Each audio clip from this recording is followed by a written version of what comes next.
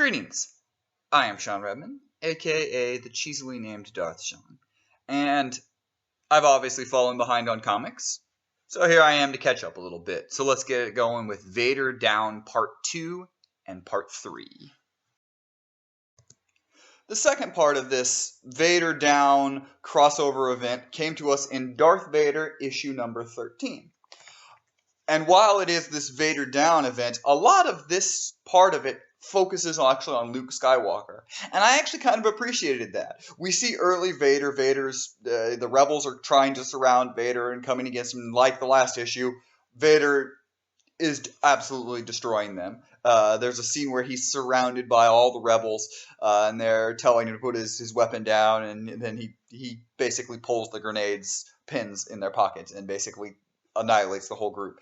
Pretty epic. We're really seeing how powerful Vader is again, which is really cool because there was kind of that feeling that we'd lost the true power of Vader, and we've kind of gotten it back recently, and this really shows it again. But the really interesting story that's going on in these both Part 2 and Part 3 is Luke. Luke obviously crash landed with Vader, being they head-on collision, and his X-Wing went down while Vader's TIE Fighter went down. And he kind of stumbles into the ruins of actually a Jedi temple on Vragas Voss, where they're crash landed. And he gets tracked down by Dr. Aphra, who has been helping Vader look down, and you start to see the menacing nature of all of her droids, her anti-C-3PO and anti-R2-D2, we're going to call them. I know they have names, but I like to call them like the opposite. And that's what they are. And they track him down, and that's where we get to Luke being basically knocked out by her protocol droid, who is basically can shock him. And that's where we end Part 2. The third part of Vader Down comes in Star Wars number 13. This crossover event now has gone to an individual Vader Down issue, into Darth Vader, and now into Star Wars. So it's pretty cool how they're crossing over all of them.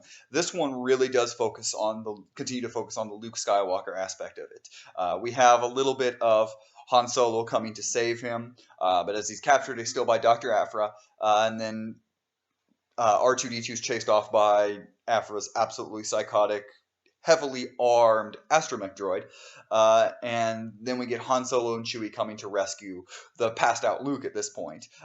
It's really cool to see kind of Han Solo at a standoff with Aphra.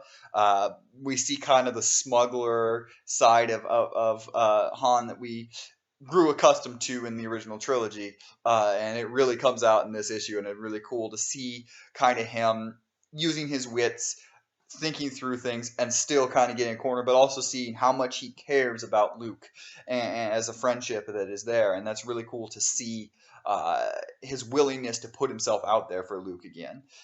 There's a great moment with Chewbacca coming up behind on the protocol droid and ripping an arm off, and then Luke finally coming out, and as they take down Dr. Aphra, and this issue ends so great, because while that's all going on with Luke and Han, Leia is off leading an actual group of troops, and they encounter Vader. And that's where we leave off. And it's pretty... As a whole, I'm really enjoying this Vader Down arc. I thought Vader Down was really, really enjoyable, the first one. The next one in Darth Vader, a little more of setup, but still really good. And there's some great Darth Vader moments and some really cool Luke still figuring things out moments as we're in between episode 4 and 5. So still trying to figure it out. There's a great moment in the Jedi Temple ruins where he says like he feels like he can sense someone. He feels like he can feel, and he thinks is Ben here? Is Ben here? And then he also says, "Is he with my father, Anakin?" Like he feels like he feels like Anakin might be there, and it's really cool knowing that Anakin's actually on the planet, being Darth Vader and all. I know, twist ending. Sorry, spoiler.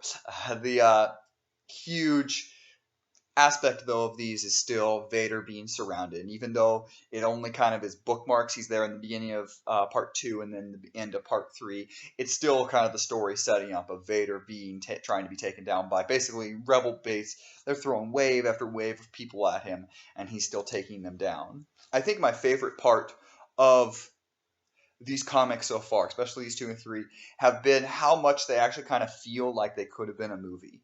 Like this could have been episode 4.5, because you have Vader out there, you have him being kind of this menacing force, but you also still have Luke, Han, and Leia, and they all feel like they're doing things, and it feels like there's a mission, and it's all important, and it could be like a whole little movie. And that's really appreciating of the way they've kind of set up the comics. And at times, the Vader issues as well as the Star Wars issues have felt like the movies, and this is just continuing that, and that's really, really good. So go ahead and check out Vader Down. I would highly recommend all of the parts, part 1 through 3 so far. I think it's definitely worth a read in the comic world. It's definitely a good setup, a good start, and especially as we're about to get the big prize next week. We're about to get Force Awakens.